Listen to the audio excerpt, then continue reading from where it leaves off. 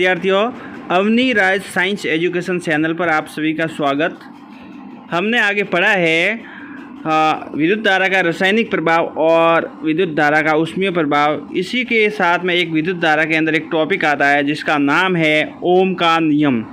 तो आज हम विद्यार्थियों ओम के नियम के बारे में पढ़ेंगे। बहुत ही इम्पोर्टेंट नियम है परीक्षा की दृष्टि से। हर बार इससे एक सवाल या तो आंकिक प्रश्न पूछा जाता है, फिर या ओम के नियम की परिभाषा वगैरह पूछी जाती है। चलो शुरू करते हैं ओम का नियम। यदि किसी चालक में यानी किसी चालक की भौतिक अवस्था स्थिर जैसे ताप और दाब और क्षेत्रफल आदि स्थिर रहे तो उसके सिरों के मध्य उत्पन्न विभवांतर धारा के समानुपाती होता है। विद्यार्थियों, यानी किसी चालक की भौतिक अवस्था का मतलब उसका ताप है, दाब है, लंबाई है, क्षेत्रफल है आदि, ये सब स्थिर रहने चाहिए और सिरों के मध्य उत्पन्न विभवांतर को धारा के समानुपाती होता है। इसे हम ओम का नियम कहते हैं। विद्यार्थियों, V समानुपाती I, V मतलब होता है विभवांतर और I मतलब धारा। अब देखिए विद्यार्थियों, V बराबर IR, V बराबर क्या होता है IR। R एक स्थिरांक है जिसे धारा का क्या कहते हैं, प्रतिरोध, रेसिस्टेंट कहते हैं। विद्यार्थियों, इसके बाद विद्यार्थियों R बराबर V बटा I, R बराबर V बटा I। R एक प्रतिरोध है, V वोल्ट है, I एम्पियर धारा है। अब इन दोनों को मिलाकर V यानी वोल्ट और नीचे I का मतलब एम्पियर, जो धारा का मात्रक, दोनों से मिलाकर जो बनेगा वो बनेगा ओम। जो प्रतिरोध का मात्रक हो गया विद्यार्थी, क्या हो गया ओम।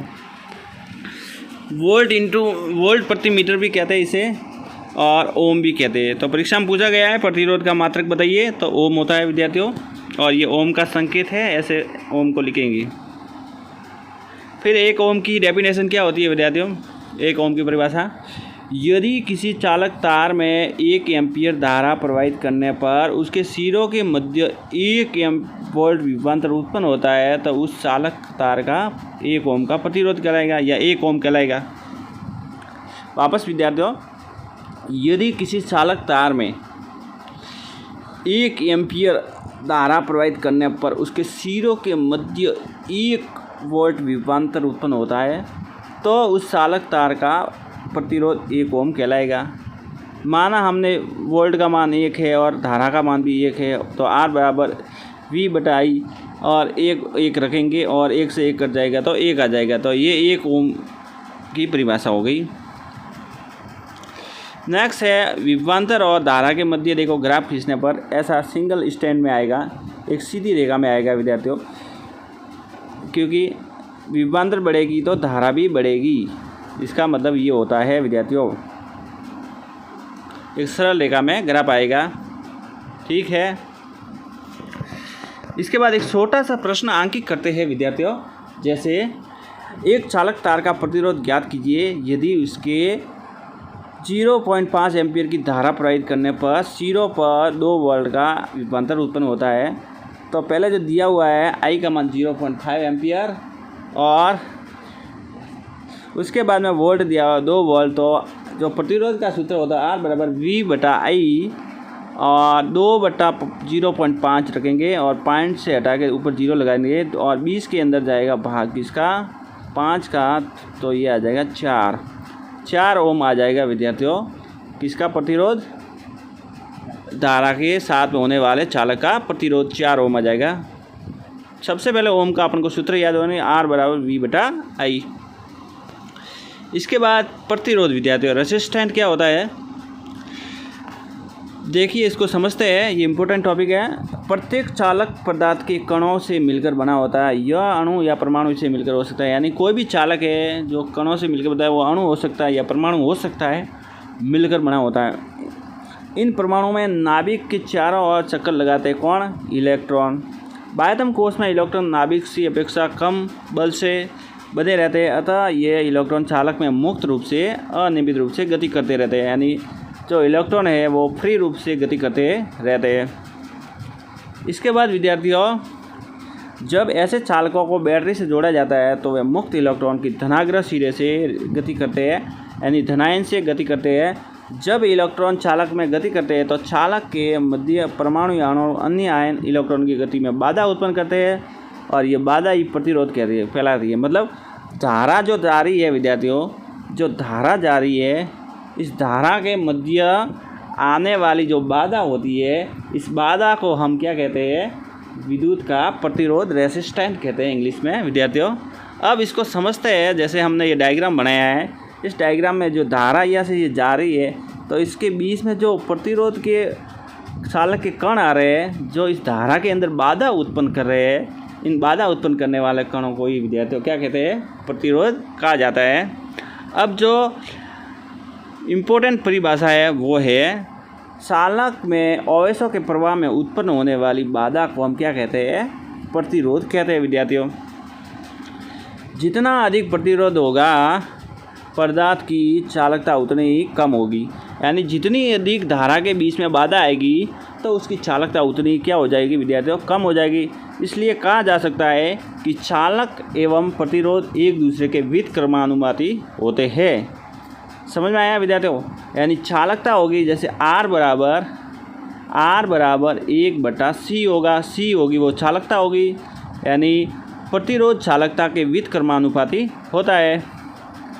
यानी प्रतिरोध बढ़ेगा, R का मान बढ़ेगा तो चालकता क्या होगी? घटेगी। ठीक है विद्यार्थियों।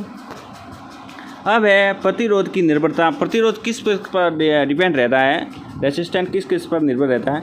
लंबाई विद्यार्थियों, लंबाई के ऊपर। चालक की तार की लंबाई बढ़ती है तो प्रतिरोध का मान भी बढ़ता है। जैसे जैसे चालक की तार की लंबाई बढ़ेगी प्रतिरोध का मान बढ़ेगा और प्रतिरोध लंबाई के समानुपाती होगा, यानी R समानुपाती L। लंबाई के क्या होगा? समानुपाती होगा। उसके बाद अनुप्रस्थ काट क्षेत्रफल, यानी उसका जो एरिया है, एरिया कितना मोटा है।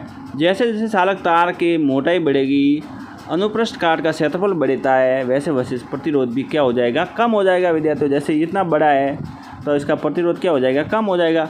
और छोटा होगा क्षेत्रफल तो प्रतिरोध थोड़ा बढ़ेगा। तो जो प्रतिरोध है वो क्षेत्रफल के क्या होगा? व्युत्क्रमानुपाती होगा। R1/A यानी व्युत्क्रमानुपाती होगा। समीकरण 1 हमने पढ़ा है R समानुपात 1/L और R बराबर हो गया KL/A। K एक स्थिरांक है विद्यार्थियों जो चालक का प्रतिरोधकता कहलाता है। अब K बराबर हो गया RA/L और R का मतलब ओम, A का मतलब मीटर जो क्षेत्रफल के लिए, और नीचे L का मतलब मीटर। और जो मतलब कहने का मतलब ये हो गया K बराबर हो गया ओम इंटू मीटर स्क्वायर बटा मीटर। मीटर से मीटर एक कट जाएगा तो ऊपर रहेगा ओम इंटू मीटर। अब देखिए यहाँ पे मीटर से मीटर कट गया विद्यार्थियों, देखिए सॉरी, मीटर से मीटर कटने पर यहाँ पे ओम इंटू मीटर आ गया। और यह प्रतिरोधकता का मात्रक है। इंपॉर्टेंट है विद्यार्थियों, ये परीक्षा में पूछा गया सवाल है। प्रतिरोधकता का मात्रक क्या है? Ohm into metre. ठीक है विद्यार्थियों। उसके बाद में प्रतिरोधकता क्या कहलाती है? लंबाई व इकाई अनुप्रस्थ काट का क्षेत्रफल तार के प्रतिरोध की विशेष प्रतिरोधकता कहलाती है, या प्रतिरोधकता। यानी विशेष प्रतिरोध का मात्रक क्या है या प्रतिरोधकता का मात्रक क्या है? तो ओम इंटू मीटर होगा विद्यार्थियों। ये सवाल पूछा गया है। ठीक है। और K बराबर RA/L और K बराबर L से L कट गया, K बराबर क्या हो गया? R और K बराबर हो गए। ठीक है विद्यार्थियों। नेक्स्ट अब है प्रतिरोधकता चालक की लंबाई और अनुप्रस्थ काट के क्षेत्रफल पर निर्भर नहीं करती, यह पदार्थ के पर निर्भर करती है। अब पदार्थ कैसे है? जैसे हम मान लेते हैं ये प्रतिरोधकता है और ये पदार्थ।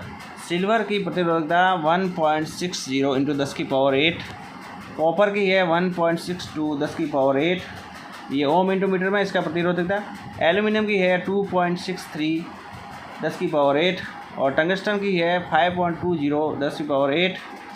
उसके बाद में टंगस्टन के बाद में निकल है 6.84 10⁻⁻8 और फेरिक की है 10.0 10⁻⁻8। इसी प्रकार जो मिश्र धातु है इंपॉर्टेंट है विद्यार्थियों, इसकी प्रतिरोधकता पूछी गई है। कंस्टेंट होता है जो कॉपर और निकल से मिश्रित होता है, वो 449 इंटू 10⁻⁻6। मैग्नीज होता है, मैग्नीन जो किससे बना होता है, कॉपर, मैग्नीज और क्लोरीन और निकल से। तो इसका H 44.10⁻⁻6 यानी 44.10⁻6। और नाइक्रम होता है विद्यार्थियों जो इम्पोर्टेंट है, नाइक्रम किससे बना होता है, निकल, क्रोमियम, मैग्नीज और फेरिक से मिलकर बना होता है 100 इंटू 10⁻⁻6।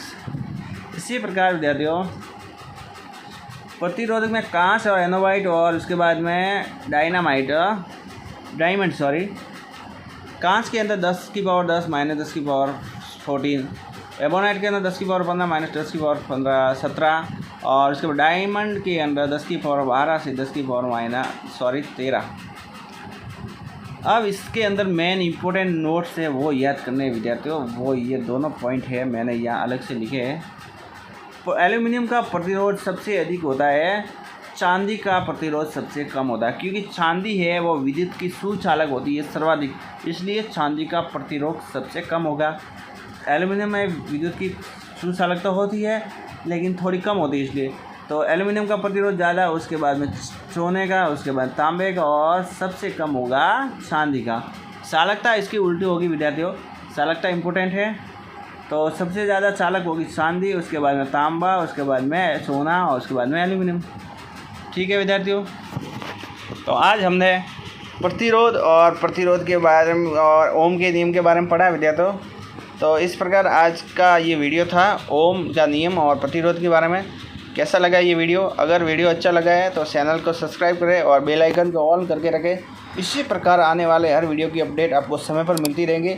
धन्यवाद विद्यार्थियों। जय हिंद, जय भारत।